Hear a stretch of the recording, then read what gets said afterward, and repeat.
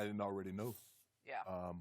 What I didn't already know, that this was a great team before KD got there.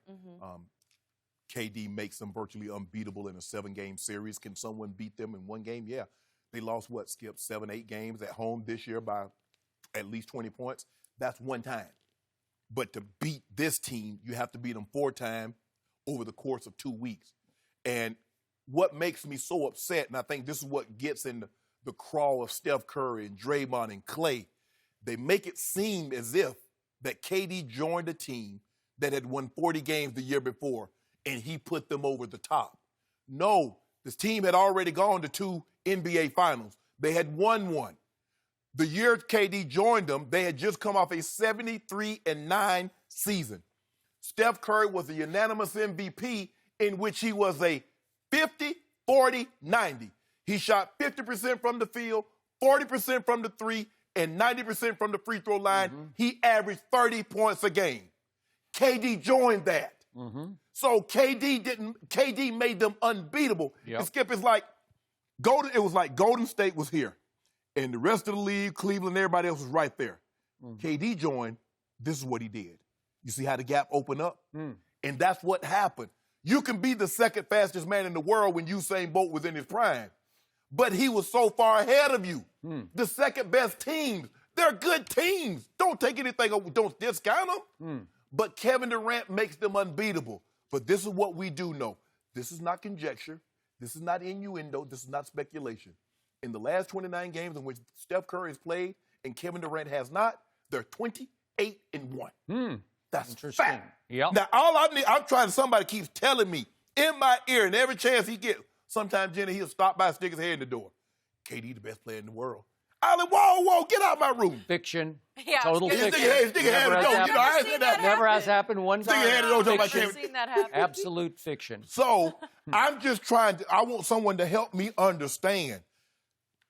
I'm not so sure in 16 years in games in which LeBron James hasn't played, if his teams have won 28 total games without him on the court. But as the best player in the world and your team goes 28-1, it just goes to show you the firepower and the repertoire that they do have. And so in order to beat this team, you best be on your best behavior. And the Blazers were not. Dame, CJ played terrible. Skip, they had 4 turnovers in Sunday, Game 7. Dame had 7 by himself, 21 total turnovers. They made 11 combined field goals. Unless both of these guys play well, they're going to get swept. Because the Warriors one of their guys can have an off when you got KD, because then KD will go get you 50. Or Steph and KD can be off, and Klay can go get you 40. But in this situation, Blazers, if you want to have a chance, your 2 best players must play well, and then you get that third guy, Rodney Hood, chipped in, gave him some bench points. That's what they're going to need. But I didn't learn anything because I already knew Golden State was a great team, and they're out to prove it. Again, I got to get a new TV, but I learned a lot from last night. I learned one key takeaway, and that is that the Portland Trail Blazers have only one hope, one chance, and only one, and that is if Kevin Durant returns. That's their only hope. What? And again, it is insane for me to say on paper Golden State is better without the best player on the planet, because he is clearly the best player on the planet. And we got to have a new rule on the show. We cannot bring up the guy who's no longer in the play. Didn't even make the playoffs. I didn't say anything about him. The best player on the planet is hurt right now, and it was the best thing that could have ever happened to this Golden State team, because I'm not talking about on paper. I'm talking about on the court in real life. Everything has changed. When he went out, this team flipped the 73-9 switch that they desperately needed to flip. And that is, the ball is moving. Last night, it's moving with this crazy electric beauty that we haven't seen since 73-9, right? Yep. There is no more Kevin Durant, dribble, clear one side of the floor, ISO KD, right? Did you see any of that last night? No, you couldn't, because he didn't play. And what did we see? We saw Steph and Klay running like banshees off screen after screen after screen after screen after screen, getting open shot after shot. They've got green lights again for the first time since Draymond called KD and said, please come and save us, yes, right? Yes. And Kevin Durant did save them in 2 straight finals. He was the finals MVP.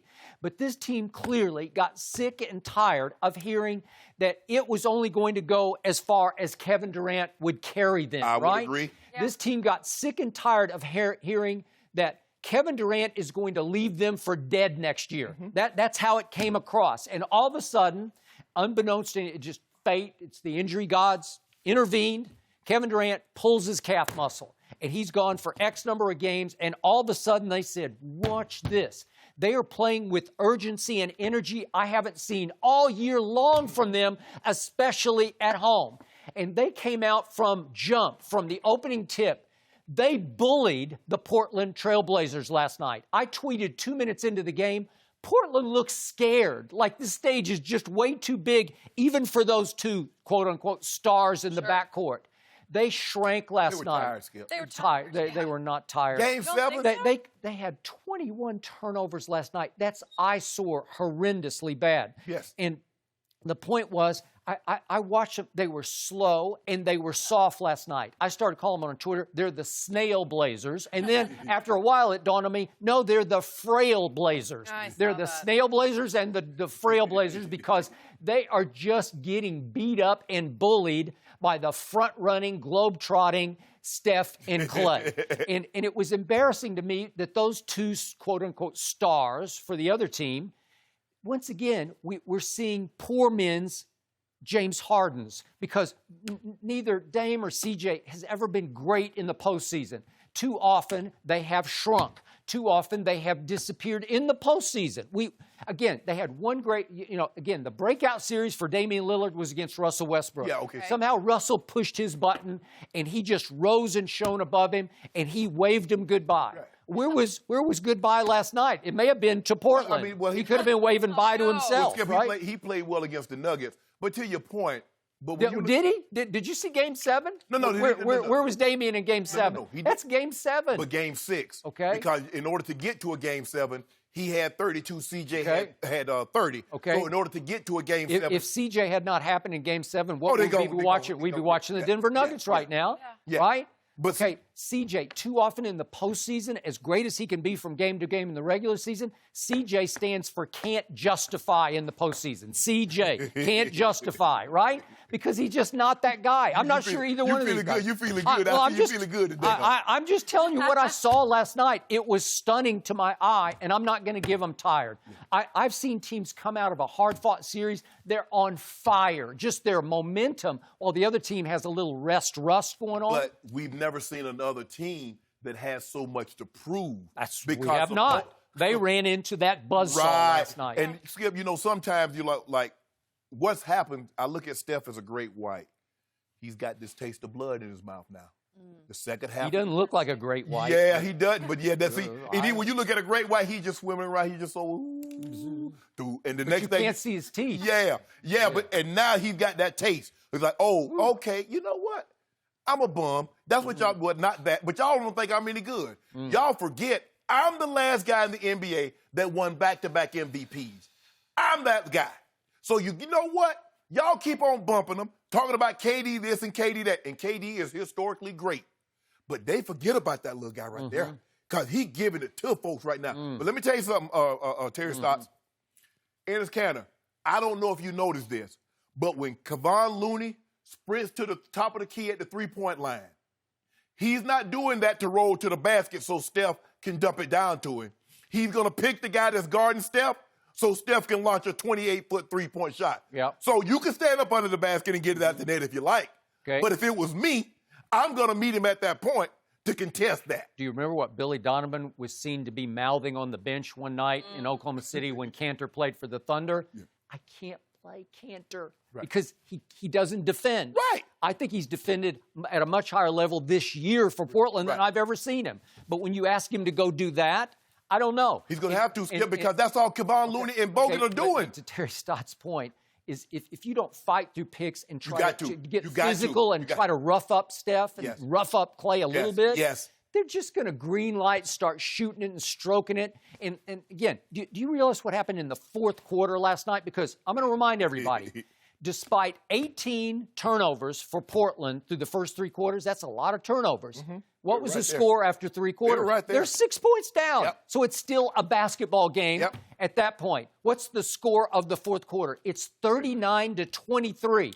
And what happened? Well, Dame and CJ did not happen because Dame took 2 shots and CJ took 1 shot in the fourth. You can't do that. No. If you're those 2 guys, this is on a platter for you to say, okay, here we go. Watch this. And the biggest thing, Skip, about these 2 guys is that you got to make those guys work. Early on, Eric Gordon and those guys were making Steph Curry work. I agree. Well, if you don't make him work and you let him have his legs, well, this is what he's going to do to you. Okay, and yet if you look at the box score, I got it right here, what happened for Golden State in the fourth quarter as they ran away 39-23? Steph didn't happen. He scored a grand total of 3 points in the fourth quarter. Klay happened. Yes. Klay made 4 out of 5 shots and 2 threes, and it went boom, boom, boom, boom, boom, gone. Yeah, he can heat up. And that's what makes them so, Skip. And the thing is, you see a guy, like somebody get a rebound, and Klay and Steph are sprinting to the three-point line. And the guys are looking to get picks. So you better anticipate that pick is coming, fight over it. Cantor, your bigs, Aminu, if you think those guys are going to the top so they can roll to the basket and dunk it or lay it in, they're not. They're sitting picks for those marksmen. You better get out there or you're going to take it out the net. That's your option. I'm with you. It's starting to smell sweepish to me. Well, that's the fear, right? I know. It didn't look that felt sweepish. In this series with no KD, and KD, if things are going well, they might rest KD as long as they possibly can. Hey, if it keeps going like this, if I'm Steve Kerr, I'm saying, hey, big fella, just cool out. Take your time. They got no chance if CJ and Dame can't offset their backcourt. They can't beat. Okay, but look, if they announce today, Kevin's okay, he's going to come back for game 2, you don't think that'll gum up the works a little bit? You're going to have to readjust how you play basketball. All of a sudden, it would give Portland a chance just on the new chemistry that you have to re-achieve. If Golden State goes up 2-0, I believe the earliest you'd see Kevin Durant is game 4. Really? That's the earliest. If they go up 2-0, the earliest I believe you'll see Kevin Durant is game 4. When it's 3-0? Yeah. Well, it might be 2-1. Okay. But I'm saying I don't see them play. I don't see him playing before then. Skip, you don't want to aggravate it and have it flare back up. You give him an extra game. You give him an extra 24, 48 hours if you can. So if they go up 2-0, Kevin Durant's not. I don't believe Kevin Durant will be back before game 4.